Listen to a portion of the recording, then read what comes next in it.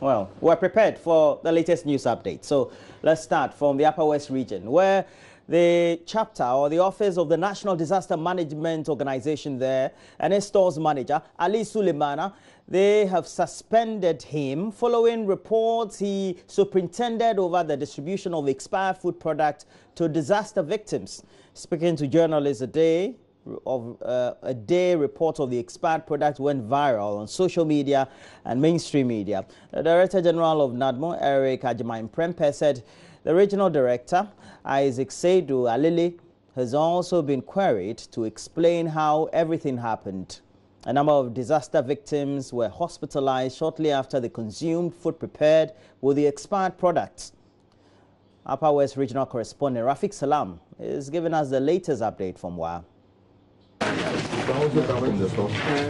The Director General of the National Disaster Management Organization, NADMO, Eric Ajimai-Prempeh, made a quick trip to the Upper West region to see for himself why expired products, which were isolated in their warehouse, were accidentally loaded onto a truck and donated as part of relief items to flood victims by Vice President Dr. Mahmoud Bawumia. NADMO took full responsibility of the unfortunate situation, but with a promise to probe the issue to get to the bottom of the matter. We have been to the stores with the officials of the Regional Food and Drugs Board. We have inspected the items. There are oils which are not expired, which was brought by the Vice President. There are few expired ones which were in our stores, which the FDB people saw that they were all packed at the same place. That confirms when we were taking them out, mistakenly, some were added to the ones we were presented. Some persons, including 46-year-old father of 7, unknowingly, who consumed the items with 4 of the children, had stomach upset and were treated at the hospital and discharged. I want to make this clear that the allegation that the rice represented, the Copper Jasmine perfume rice, was infested with maggots and insects is not true. It is not an expired rice. The expiry date is April 2019. When you look at the whole bag, you will not see the expiry date on the bag. But when you open it, you take each kilo, the expiry dates are embossed on it. So I want to tell all Ghanaians that it is never true that the rice were expired.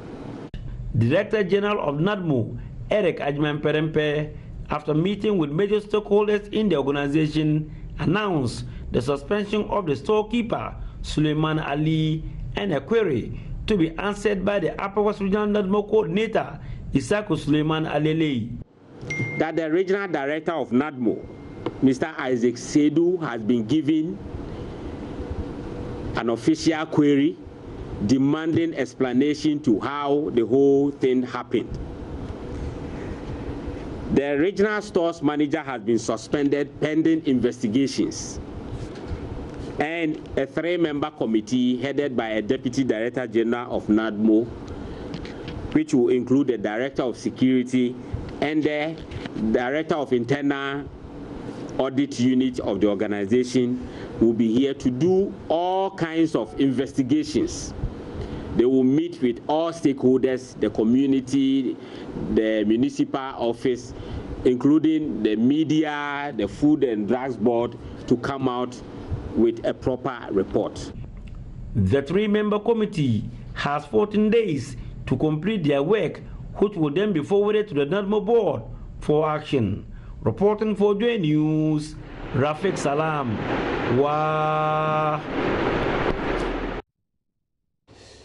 Now, cocoa farms are under siege in the Bekwai municipality of Ashanti region as defiant illegal miners plunge the land into a state of unusability for agriculture, despite government's ban on small-scale mining. Checks in some communities reveal that miners have earmarked cocoa trees for destruction by tying red bands on them. After negotiation with farmers, Love FM's Nana Asensu-Mensah traveled to one of the affected communities and reports the illegal miners operate with impunity and reckless abandon.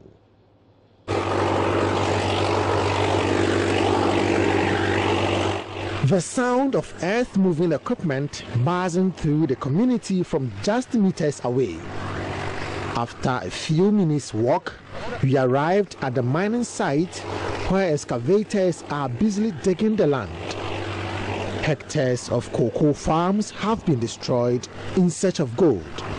It takes tact for strangers to find a way to the pits. We found out informants have been positioned along the route to give a hint of approaching anti-galamsey elements so the perpetrators can escape potential arrest. Beyond the destruction of the environment, the activities of the miners are a threat to the future of Ghana's cocoa industry. Farmers are complicit in illegal activities. Some willingly give out their farms for destruction for money. Others are compelled to because the illegal miners will go behind them to cut down the cocoa trees for gold. So I'm standing in the middle of a vast cocoa farm here at Bekwai Kokotro in the Bekwai municipality. And this red band tied around this cocoa tree indicates that small-scale miners have prospected this land and they have found gold in this land, and they want to buy this vast cocoa farm and turn into a mining site. One farmer who spoke on condition of anonymity describes how he lost his farm to illegal miners. I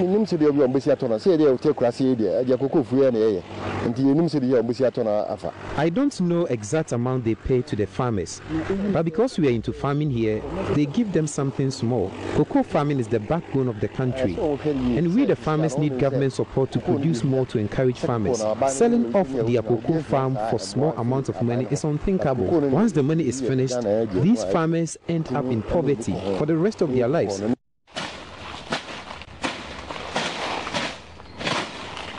Another farmer, 73-year-old Patricia Bonsu, grabbed her machete and trekked through her 5-acre cocoa farm through winding pathways and hills. Underneath the low-hanging canopy of dried cocoa leaves, she recounts how some farmers have lost their farms to illegal miners in exchange for money.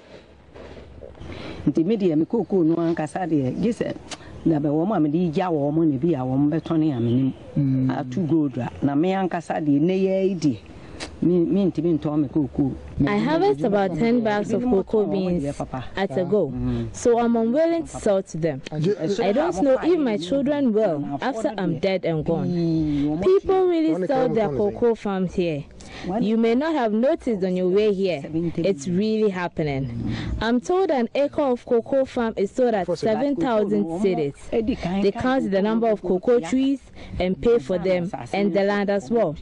Once they prospect and find gold deposits on your cocoa farm, they come for negotiations. When they tie the cocoa tree with red band, it indicates they will mine the farm.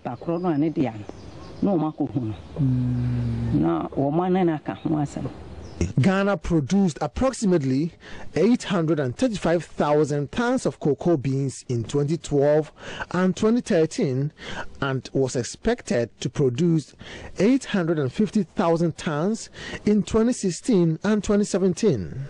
Available statistics indicate a decline in cocoa production as the country loses 100,000 tons in the production of the crop. With the current trend, the country's quest to achieve the 1 million tons target of cocoa production may be elusive.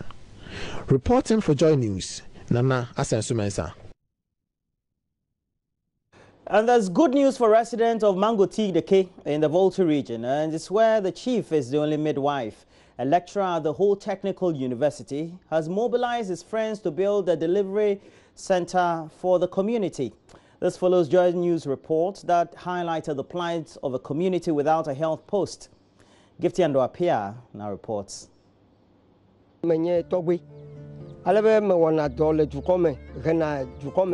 am a chief and deliver babies. I can do what the nurses and the midwives do. Meet Togbi Gbo Moses. He is chief of the village and their only midwife. One of the women he has delivered of 4 children is Maufomo Lugudo. This is Maufomo in December 2013, then in labor on a bathroom floor as Togbi Gbo Moses, her chief, prepared her for delivery with some concoctions. I use traditional medicine to help the women to deliver the babies. She labors through midday and delivers at midnight at the bare hands of the village's favorite midwife. He uses a random piece of razor to cut off the umbilical cord.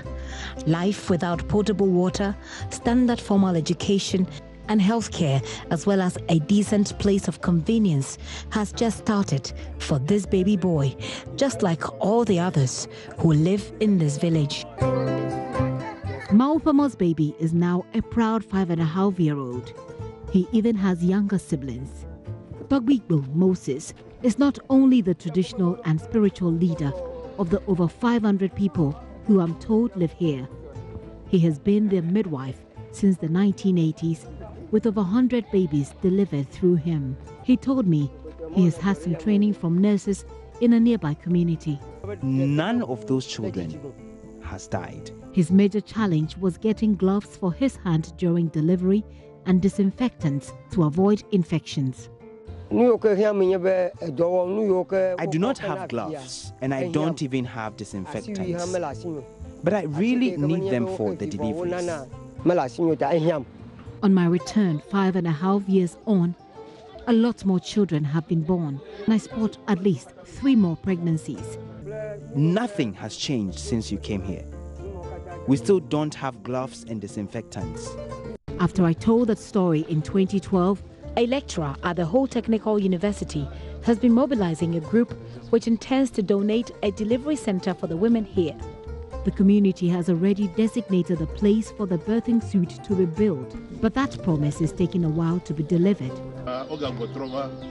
So I set up a meeting between the lecturer, Dr. Divine Novieto, and the DCE. At that short meeting between the DCE and the people of Mangotideke, the people were assured their delivery center will be completed as soon as possible.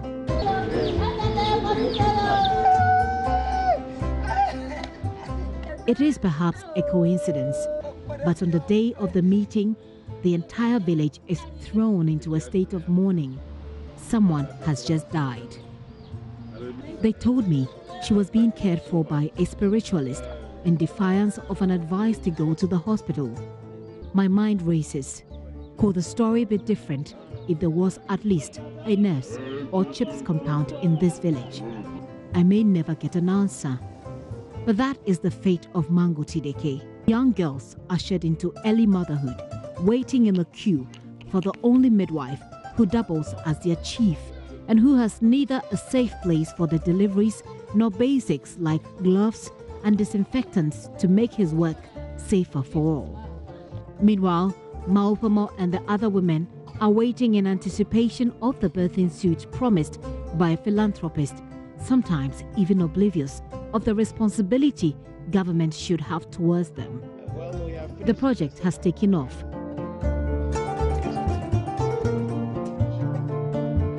So I'll take you around the building for you to see the way that is going on so far.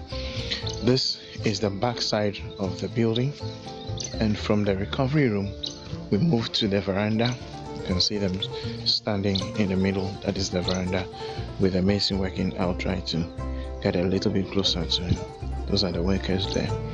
But a lot more help is required. I am Maufomo Lugudo. I delivered my children in the bathroom and in the bedroom. There is no befitting delivery center here. We are appealing to authorities to come to our aid. Gifty Ando Apia, JoyNews, Mangotideke.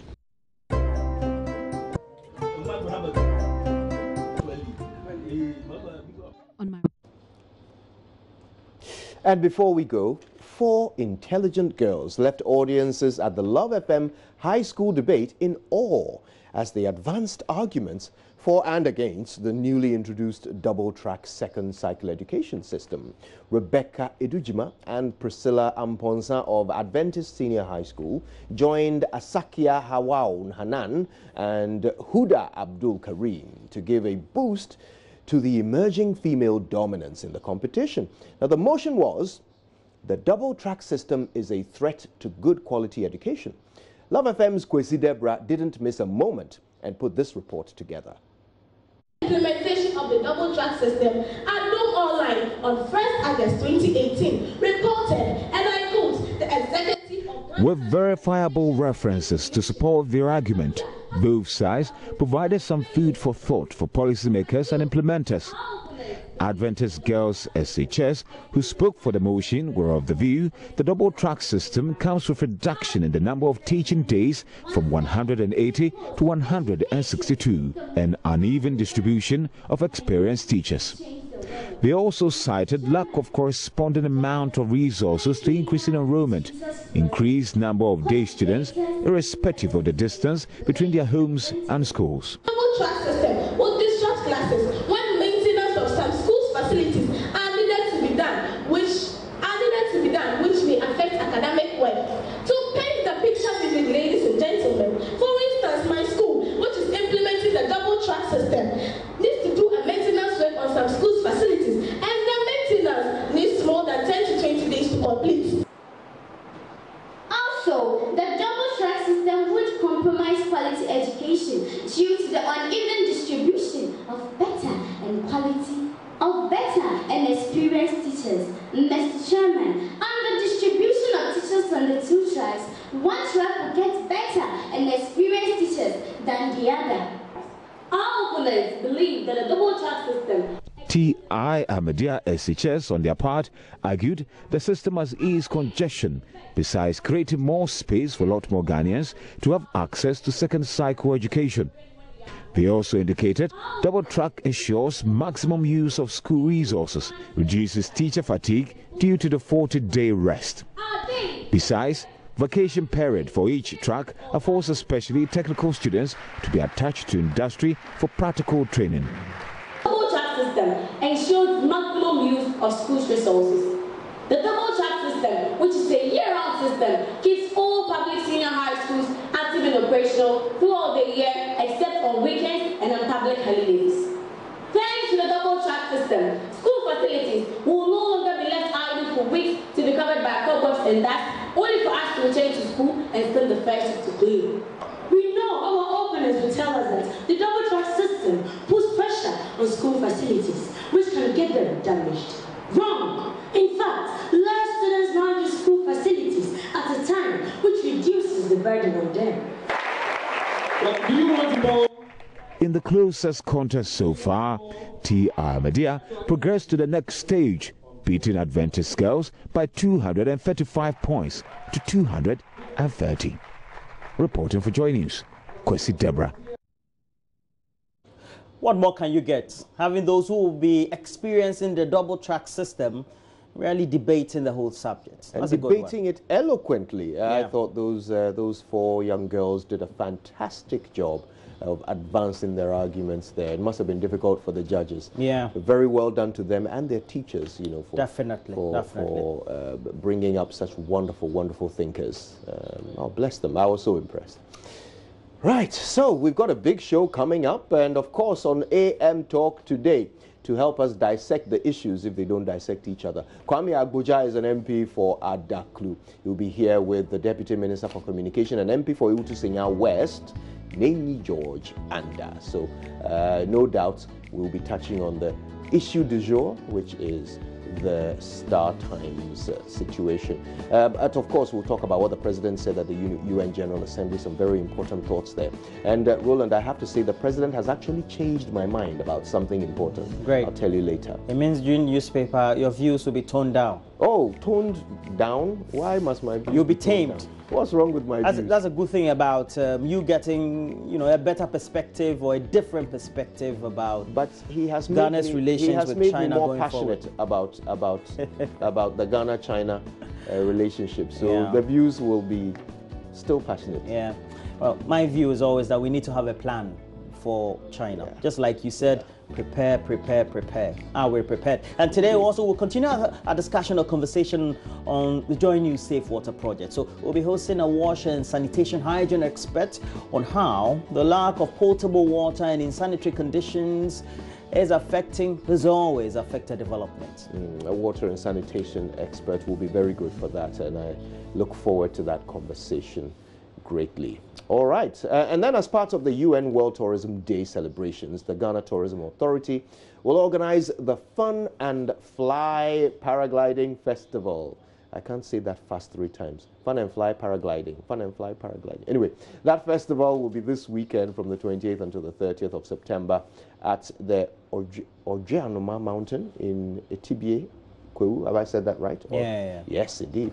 Okay, and the event will create more accessibility to the paragliding activity and, of course, give some opportunity to those who could not fly during Kwewu Easter paragliding to do so at this event. So we'll tell you how you can be a part of this fun-packed activity.